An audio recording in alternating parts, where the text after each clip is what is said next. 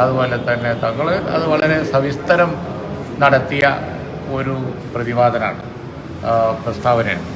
അതിലെന്താണെന്ന് വെച്ച് കഴിഞ്ഞിട്ടുണ്ടെങ്കിൽ BJP ഈ സംഘപരിവാർ ശക്തികൾ, വർഗീയവാദികളൊക്കെ ഇത്തരം വിഷയങ്ങൾ കൊണ്ടുവന്നിട്ട് അയോധ്യ വിഷയവുമായി ബന്ധപ്പെട്ട് സാദിഖ് അലി തങ്ങൾ നടത്തിയ പ്രസ്താവന വളച്ചൊടിക്കാനാണ് ശ്രമിക്കുന്നതെന്ന് PK കുഞ്ഞാലിക്കുട്ടി. തങ്ങൾ സതുദ്ദേശത്തോടെ നടത്തിയ പ്രസ്താവനയാണിതെന്നും കുഞ്ഞാലിക്കുട്ടി പറഞ്ഞു.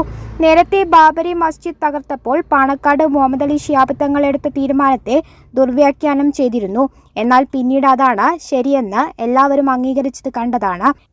അതുപോലെ തന്നെ തങ്ങൾ അത് വളരെ സവിസ്തരം നടത്തിയ ഒരു പ്രതിപാദനമാണ്, പ്രസ്താവനയാണ്.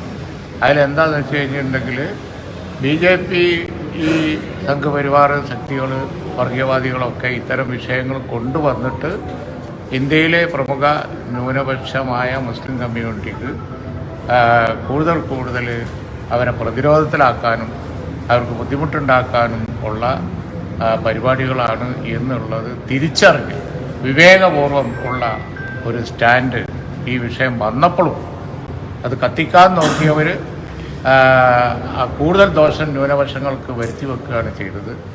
പക്ഷേ വിഷയത്തെ ജനാധിപത്യപരമായും സമാധാനപരമായും കൈകാര്യം ചെയ്യുക വഴി മുസ്ലിം ലീഗും വ്യാപ്തങ്ങളൊക്കെ അന്ന് ഏറ്റവും നല്ലൊരു സ്റ്റാൻഡ് എടുത്തു.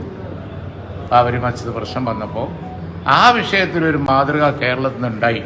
അക്കാലത്ത് ഒരു മാതൃക കേരളത്തിൽ നിന്നുണ്ടായി.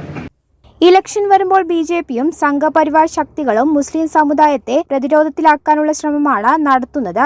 ഇത് ഇവർക്ക് വീണ്ടും അധികാരത്തിൽ വരാനുള്ള തന്ത്രമാണ് നടത്തുന്നതെന്നും ഇതിനാലാണ് തങ്ങൾ നടത്തിയ പ്രസ്താവന വളച്ചൊടിക്കുന്നതെന്നും കുഞ്ഞാലിക്കുട്ടി പറഞ്ഞു. 3ാം സീറ്റിനെ സംബന്ധിച്ച് പാർട്ടിക്കുള്ളിൽ ചർച്ച നടത്തിയിട്ടുണ്ട്. ബജറ്റ് കഴിഞ്ഞതിനു ശേഷം മറ്റു ഘടകകക്ഷികളുമായി പ്രശ്നം ചർച്ച ചെയ്യുമെന്നും കുഞ്ഞാലിക്കുട്ടി മാധ്യമപ്രവർത്തകരോട് പറഞ്ഞു. News bureau, Malappuram.